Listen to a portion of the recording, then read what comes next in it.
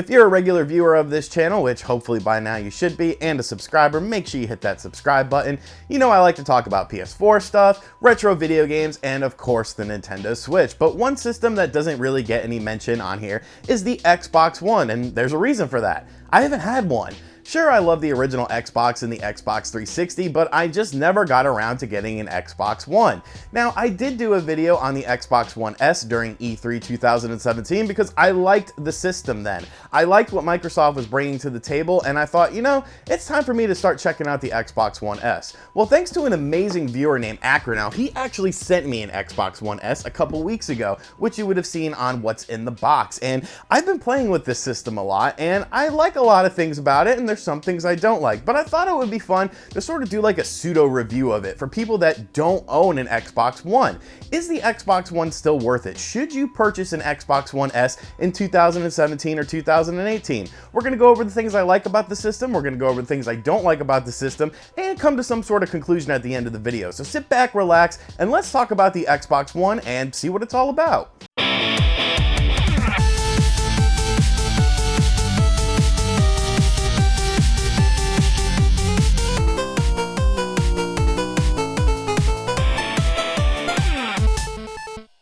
So if you've seen any previous should you buy or is it worth it videos, you know that I cover both the negative aspects and the positive aspects of the system. And I like to cover the negative stuff first because honestly, I like to get it out of the way. I like to show you guys what I don't like about something, and we're gonna do that with the Xbox One. So one thing I do not like about the Xbox One is the interface of the system. The interface of the system to me is very clumsy and very confusing. When I first got my Xbox One and I set it up and I started navigating stuff, I had a very hard time figuring out where things were. It seems like icons are too small and things are hidden away, and it's almost like the system doesn't quite know what it wants to be. It sort of pushes a lot of interesting things on you, and I guess that's cool, but I just wanted to play a game or visit the Xbox Live store, and that felt like such a chore. It felt like, you know, a hassle to try and find these different things within the menu system. It's a really weird thing, and I know they can always, you know, upgrade the interface of it, and this is a revision. This isn't the original interface of it, but the current interface I feel is just terrible. It's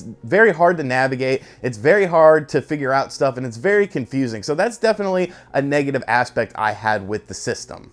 Another thing I'm not too thrilled about with the Xbox One is just the future of the platform, because let's face it, there's not that many exclusive games on the horizon for the platform. We have Sea of Thieves from Rare, which just doesn't look that very interesting to me. It looks like a low-end PC game to me. Maybe the gameplay will be really good. And then of course you have Crackdown 3. Now the Crackdown series is interesting, but I never got into it on the Xbox 360. So once again, that's not really a game I'm looking forward to. You also have to factor in the Xbox One X, which is releasing, which is the most powerful system on the planet and the most powerful system out there. Now thankfully, the Xbox One X doesn't have any exclusive games yet. So everything that comes out for the Xbox One X, everything that plays on the Xbox One X will play on the original Xbox One and the Xbox One S. That's kind of a tongue tie. You know, that's another thing I don't like. S and X and stuff. It sounds very sexual. And then, you know, you can't be doing that, Xbox. There's kids playing your stuff. So, you know, the future of the system is a bit hazy. There's always a chance they can turn it around. All you have to do is announce some new games. But with games like Scalebound being canceled and whatnot, that was a game I was really looking forward to.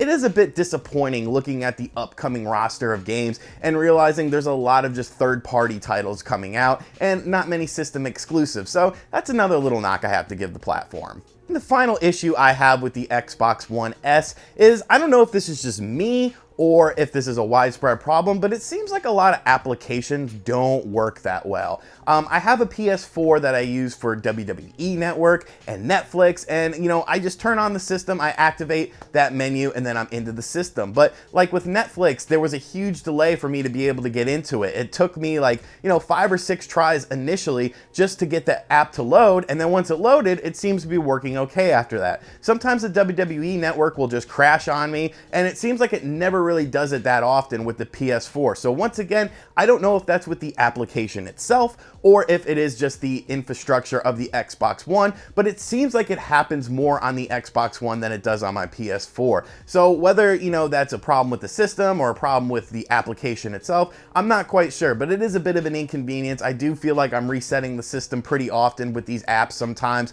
so it's something that could be improved upon for sure.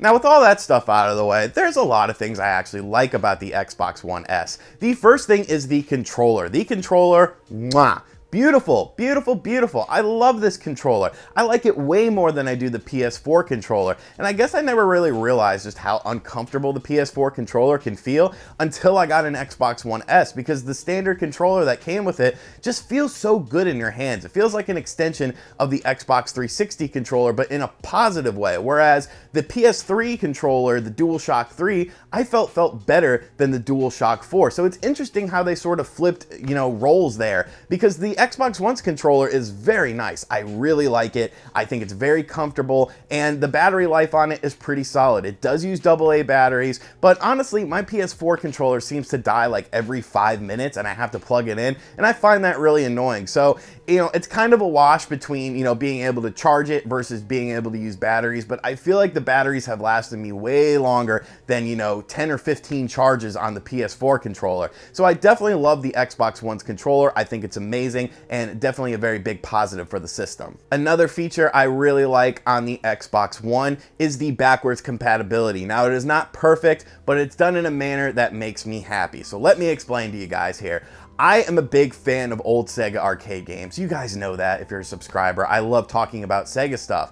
So when I got my PS4, I wanted to be able to take those PS3 Sega arcade games that I had downloaded, Daytona USA, Virtua Fighter 2, and put them on the PS4. But lo and behold, I could not. And I found that very annoying that you could not access stuff that was in the PS3 store to put it on the PS4. With the Xbox One, you do not have that problem. There's a ton of backwards compatible Xbox 360 games.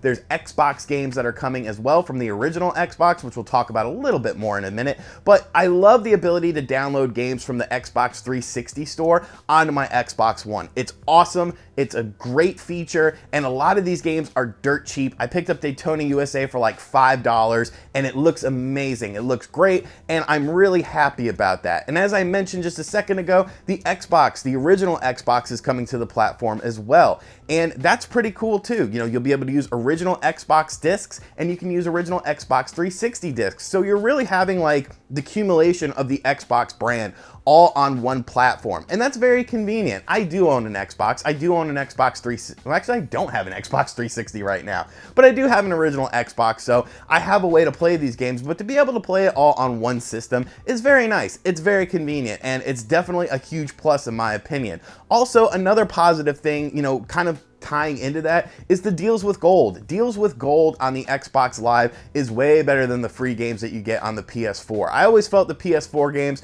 were a bit lacking. You know, the free games that you get, there always seem to be better stuff on the PS3 or the Vita. They never really seem to focus on the PS4. Whereas on the Xbox One, they focused heavily on the Xbox One. They focus only on the Xbox One. So you're getting a lot of good games for absolutely free if you're a member of the Xbox Live you know, system, which if you want to play multiplayer, you might as well be. So I really do like that. Finally, we have to talk about the most important thing about any video game console, and that's the actual games. Now, the Xbox One has a plethora of third-party games on it. Pretty much anything that comes out on the PS4 comes out on the Xbox One, so all your major releases hit this platform. As far as console exclusives go, unfortunately, they're not as many as on the PS4. But if you're a new owner to the Xbox One, there's a lot of stuff to check out. Games like Sunset Overdrive, which is a really cool sort of jet set radio, you know, with zombies in it and stuff, in an open world with some GTA flair in it. Very highly stylized, a game I've been playing a lot and a game I really enjoy. Quantum Break, which is very unique, and it really shows off the power of the Xbox One. A lot of people say that the Xbox One isn't as strong as the PS4, and that may be the case, but a game like Quantum Break, in my opinion, looks a lot like how Uncharted would look on the platform, and it looks phenomenal. I think that game is a very stylized game, it's a very good-looking game, and it's a very unique and fun game. You have games like Killer Instinct and Gears of War. The Gears of War series, of course, is a series that I've been playing for a while. Gears of War 4 is really fun. You have the Rare Replay Replay Collection, which has a bunch of classic rare games, all upscaled and finely tuned for the Xbox One. There's not a whole lot out there when it comes to system exclusives, and that's a shame. But like I said, if you're just getting into the platform, there's a lot of cool games to discover, and that's what I've been doing. And the best part about it is a lot of these games are older. So I've built up a very respectable Xbox One collection for very cheap. I think I paid like $6 for Sunset Overdrive brand new, like 15 to 20 bucks for Quantum Break brand new. Killer Instinct, the physical copy of it was like 15 bucks. So I've been able to get pretty much all of the big exclusive games on the platform for dirt cheap, and that's very cool to me because it allows you to build up a collection of unique games without having to break the bank. Honestly, for around $300, you could probably get the system and a very, very solid collection. And if you want to pay up to like, closer to $400, you could get extra controllers, you can get the online service for a year. You're getting a very good value with the Xbox One S, and that's, in my opinion, is a huge plus, is just the value of the platform. So we've gone over the negatives, we've gone over the positives of the platform, and now we're pretty much left with the question, should you buy one of these in 2017 or 2018? I honestly feel like it sort of depends what your console setup is like right now.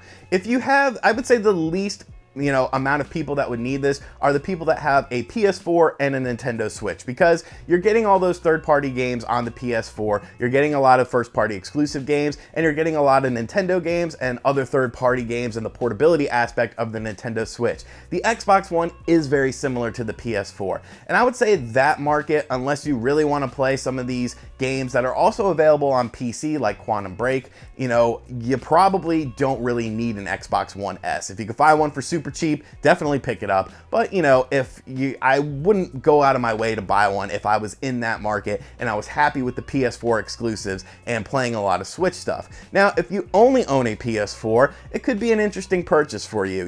If you like to play 4K Blu-rays, if you want to check out some of the first-party games, and of course the backwards compatibility. A lot of PS4 owners were originally Xbox 360 owners. You have to remember that. The Xbox 360 was a very dominant system at one point in time during the console war of last generation. So there's a lot of fun to be had with this platform. Now, if you have a Nintendo Switch, I think, and only a Nintendo Switch, I think you are probably in the best market for the Xbox One if you don't care about PS4 exclusives. And if you have a Switch and you don't own a PS4, it's probably because you don't care about Xbox or PS4 exclusives. Maybe they just don't interest you. Games like Uncharted and The Last of Us, they're kind of similar, I feel. So that market, if you're just a Nintendo Switch owner, I think the Xbox One S is a very good buy. You're getting a lot of good games, you're getting a lot of classic games, you're getting a lot of stuff you can do with the platform, and you're not missing out on all of the third-party games because they also come to the platform. So really, it just depends. If you are looking for a cheap 4K Blu-ray player, buy one of these.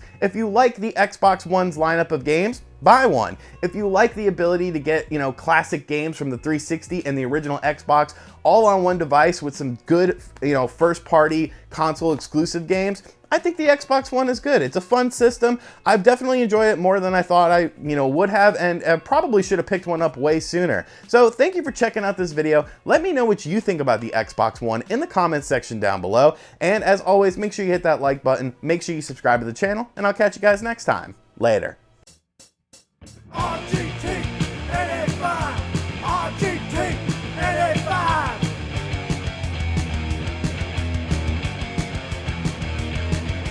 RGT NA5.